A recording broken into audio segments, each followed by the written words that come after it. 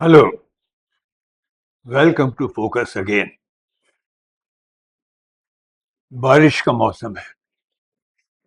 बारिश के मौसम में अक्सर ये होता है कि इमारतें ढहनी शुरू हो जाती हैं, पुरानी इमारतें, जर्जर हो चुकी इमारतें।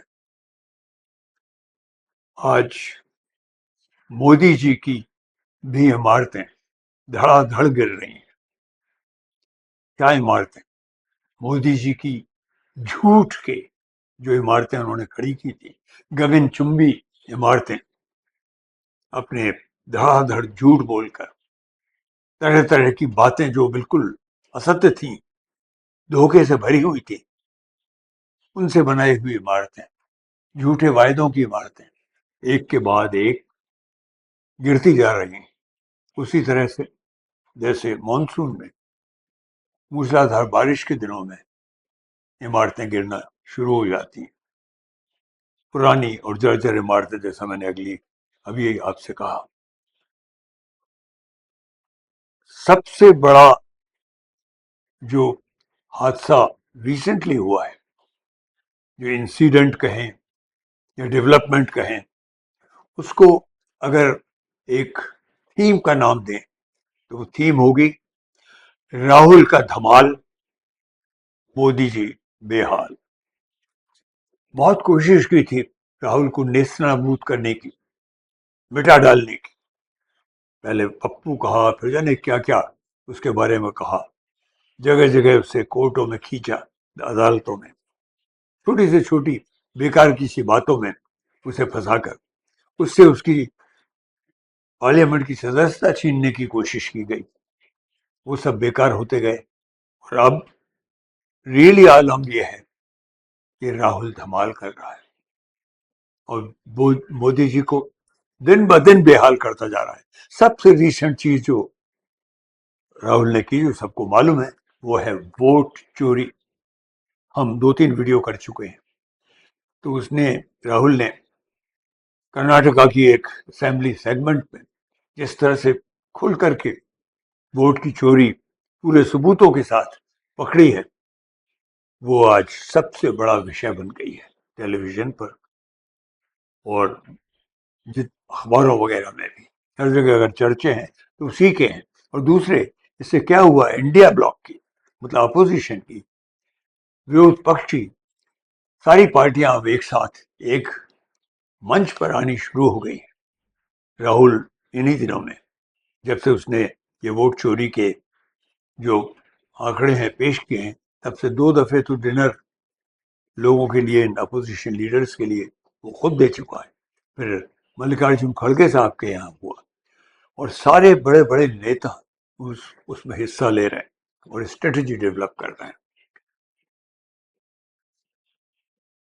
और ये जो एक मुक्केबाजी है राहुल की तरफ से, बेसुध कर देने वाली मोदी जी को, वो सिर्फ वोट चोरी की ही नहीं, दूसरी चीज जो हुई है वो थी ऑपरेशन सिंदूर की। वो अभी तक रुक नहीं रही है बात। ट्रंप, डोनाल्ड ट्रंप, अमेरिका के प्रेसिडेंट, वो अब फिर बार बार ये कहते जा रहे हैं, शायद 30-32 बार वो कह चुके हैं कि युद्ध विराम मैंने करवाया। दोनों पार्टियों में, भारत में और पाकिस्तान में, मेरे कहने पर, जोर देने पर, ऑलमोस्ट हुक्म देने पर ऑपरेशन सिंदूर को रोका गया। बड़े बड़ी बड़ी लंबी चौड़ी बातें आप करते थे, क्यों रोका आपने ऑपरेशन सिंदूर? आप कहते ट्रंप ने किया, तो आपने क्यों रोका? पाकिस्तान के कहने पर आपने रोक दिया उसे। पहले आप बड़े बड़े दावे करते थे कि आजाद जो कश्मीर है, जिसको हमारे भारत के स्वतंत्र होने के वक्त पर पाकिस्तान के पास दबा लिया गया था, वो उसको आप छीन लाएंगे। क्या हुआ? इतना अच्छा मौका था। तो ये बात बार बार दोहराई जा रही है और लोगों को बताई जा रही है और मोदी जी को सुनाई जा रही है कि आप कायर हैं, आप झूठे हैं, आप मक्कार हैं। आप आर्मी की कॉस्ट्यूम पहन के चलते हैं इस तरह से जैसे कोई बड़े जनरल हो, पर आप सिर्फ हवा है आपके अंदर। There is only air inside you. ये रोजाना ये बात उन्हें बताई जा रही है उन्हें, वो बिल्कुल बेहाल हो रहे हैं, इतने मुक्के उन पर पड़ रहे हैं। दूसरे, अब वर्ल्ड का, विश्व का जो मीडिया है वो खुलकर राहुल को एक होनहार लीडर के तौर पर उसकी प्रशंसा करने लगा है, उसको रिकग्नाइज करने लगा है। उसके बारे में एडिटोरियल्स आने शुरू हो गए हैं, अमेरिका में, यूरोप में, कई देशों में आए दिन आते हैं। और हमारे भारत में राहुल की जो ख्याति है, राहुल की जो फॉलोइंग है, मोदी जी से कहीं आगे निकलती चली जा रही है। उसके वीडियोस को लोग काफी देर देर तक देखते हैं। आज फ्रैंकली अजीब तरह से है ये बात, कहा जाए तो, कि मोदी जी की वजह से सोशल मीडिया के बहुत से वीडियो मेकर्स, यूट्यूबर्स बहुत पॉपुलर हो गए।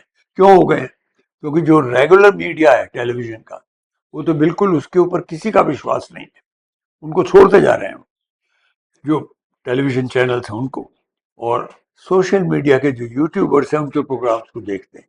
और उसके पीछे एक ही रीज़न है, वो मोदी जी की हकीकत को, उनको बेनकाब करने के लिए वो वीडियो देखते हैं, और उन्हें बेनकाब किया जा रहा है। इनमें उनके झूठ को खुल के बताया जा रहा है, पर्दे हटाए जा रहे हैं उनकी मक्कारी से। एक और मुसीबत उनके लिए खड़ी हुई है, आरएसएस, राष्ट्रीय स्वयंसेवक संघ, पीछे पड़ गया है।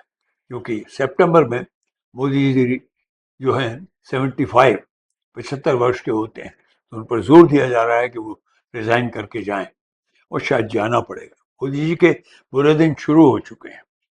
हर कोने से, हर जगह से उनके ऊपर आक्षेप हो रहे हैं, अटैक्स हो रहे हैं। उनकी ख्याति को, उनकी उनकी इमेज को बड़े मुश्किल से, झूठ सच से, बड़े बड़े पेंटिंग करके वो अपनी इमेज बनाने चले थे, वो सब बेकार हो रही है। सबसे बड़ी चीज, बिहार के जो इलेक्शन होने वाले हैं उसमें जो इलेक्टोरल रोल नए तरीके से बनाए जा रहे हैं, उसके बारे में बिल्कुल अविश्वास है लोगों का। एक ऐसा व्यक्ति जिसकी कोई चीज रियल नहीं है, बनावटी है, मुझे लगता है उसकी वो जो इमेज है, एक मिट्टी की सी जो इमारत बनाता है कोई, रेत की, बीच के ऊपर बनाते हैं, रेत के मकान बनाते हैं, पहली बारिश में सब गिर जाते, ध्वस्त हो जाते। I think that will be a very good sign, I feel, because for all time's sake, some real leadership will emerge. क्योंकि भारत एक महान देश है, इंस्टीट्यूशंस को दबा लेने से सब कुछ नहीं हो जाता। अभी जो हालत हो रही है, एक बहुत बड़ी चीज जो और हुई है, जो बहुत चर्चा में है, वो है भारत के जो रिसेंट उपराष्ट्रपति थे धनखड़ साहब, वो कहाँ गए, वो क्यों गायब है? और पता चला कि मोदी जी उनसे मिलने गए, और प्राइवेटली कोई आध घंटे की मीटिंग हुई उनकी। एक साउथ के एक अखबार ने बताया क्या हुआ वहाँ। मुझे लगता है मोदी जी की जो परेशानियां हैं वो होने वाले गई, क्योंकि उन्हें इस बात की बड़ी चिंता है कि अगर वो सामने आ गए फिर से धनखड़ साहब, जिन्हें शायद नजरबंद रखा गया है उनके घर पर, वो फिर बात उगलना शुरू कर दिए तो बहुत दूर तक जाएगी बात, क्योंकि बात सिर्फ झूठ की बात है, एक कालेपन की बात है, शायद वो है। Modi ji, as I said, बेहाल है, और राहुल अपनी लगन से हकीकत को निकालने के लिए धमाल मचा रहे हैं। मुझे लगता है कि एक तरह से ये बड़ी नाटकीय बातें जरूर है, पर ये अच्छी बात है। भारत के फिर से निखार के साथ, चमक के साथ, फिर से एक मजबूत और बहुत ही विश्वसनीय ताकत के ऊपर उठ खड़े होने का पूरे चांसेस हैं, इम्कान है। And I think I should welcome that. I think at long last we will see a dark force descending, disappearing. आज फोकस में इतना ही। Please share our videos. Thank you.